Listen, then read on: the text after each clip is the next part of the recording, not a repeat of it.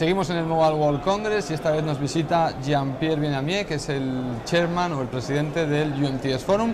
Hace un momento teníamos al Femto Forum, ahora tenemos al UMTS Forum, y Jean-Pierre ha estado en realidad en varios paneles esta semana. El lunes estuvo en uno con China Mobile y también ha estado ahora en uno de una consultora que se llama Strategy Analytics. En los dos ha participado en uno del nombre de Orange y en el otro en nombre del UMTS Forum, y ahora nos va a contar un poco qué es lo que ha estado mostrando en nombre del UMTS Forum. Jean-Pierre, welcome to Telesemana. Hello, Rafael. It's a pleasure having you here. Yes, it's a pleasure to be here. So I was just telling our audience that you've been in two panels this week, so busy week for you, I think as for everybody else.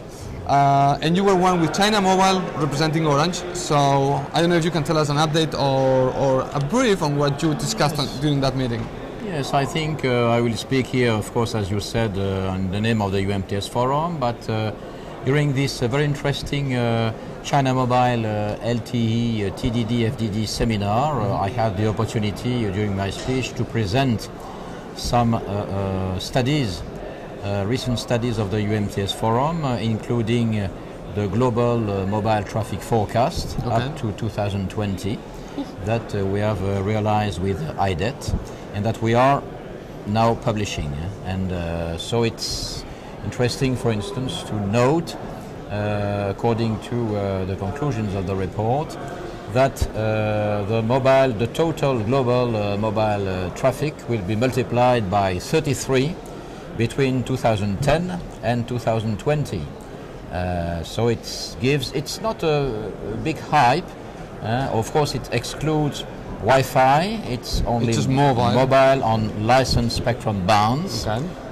It's a significant increase, but it's not. It's in the trends. It's in the trends of what we can observe those 2 last years. Let's note that the daily traffic forecast for a Western developed European country itself will be multiplied by 67. So indeed, on certain parts of the world, it's going to be dramatic. Heavy traffic.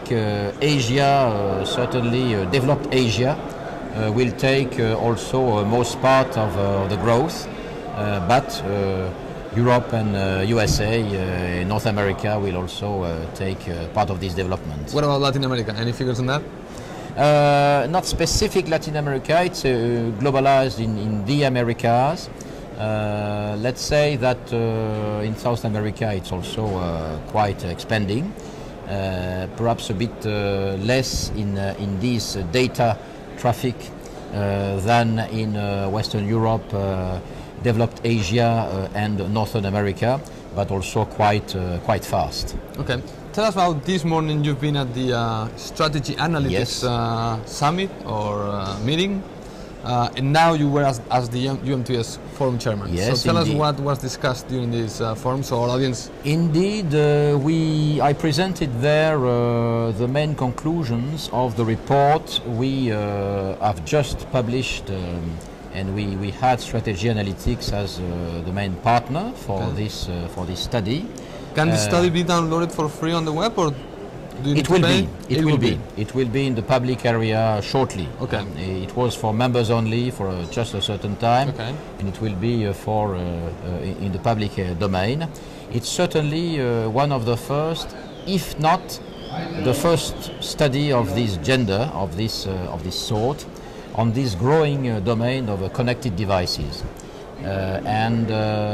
So I presented some trends, for instance, that to have in mind the figure that by the end of 2016 there will be someone like 1 billion consumer electronic connected devices, excluding the all M2M, really the mobile connected consumer electronic devices.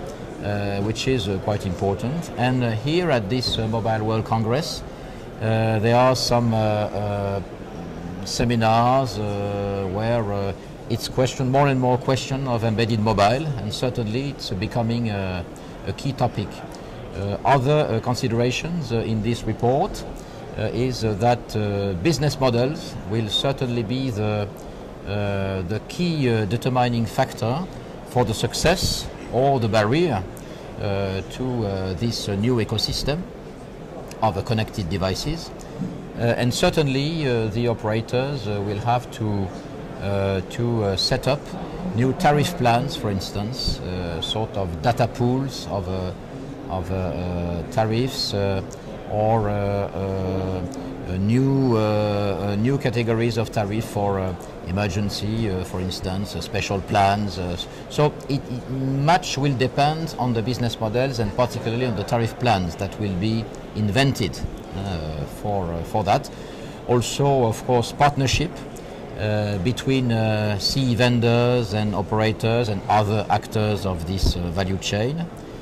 We can imagine also in the wholesale domain some, why not, data MVNOs in these domains of consumer electronics, giving the place to intelligent, clever partnerships between operators and CE actors, like the big players in this domain.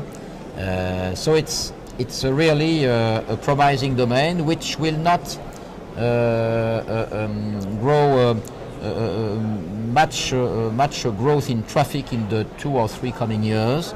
It will mainly remain with notebooks, smartphones and so on, tablets, but in the middle term certainly with many applications, vertical applications in car, in health, portable devices, at home and so on.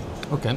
Now, because you are the UMTS Forum and LTE is coming, can we envision any upgrade of the name of the forum, like UMTS/LTE Forum or something like that? Like yes, we've seen other organizations. Yes, it was a question. Why not LTE Forum? No, I think for the moment it will have to be discussed with the members and to respond to a need, of course. But even with this terminology, we promote the UMTS family, and it's the 3GPP family. And 3GPP family, it's UMTS, HSPA+, LTE, and the next real 4G LTE advanced.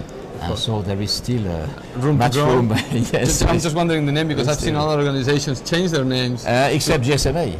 GSMA, yeah, but you know, 3G Americas, now it's called 4G Americas. Yes, so, yes, indeed, you know, indeed. So, you know, no, it's I was possible, wondering, but I think for the moment it's not so important. Okay, the important is the work that you're doing on the background. Yes, I think so. Okay, well, Jean-Pierre, thank you so much for joining us today. Thank you, Rafael. And look forward to seeing you again. And look forward, perhaps in South America. Or perhaps at CTI. I don't know if you're attending the CTI show. CTI perhaps not, but I will go for sure to FutureCom in Brazil each year. Okay, and we'll see it's you a good opportunity to catch up.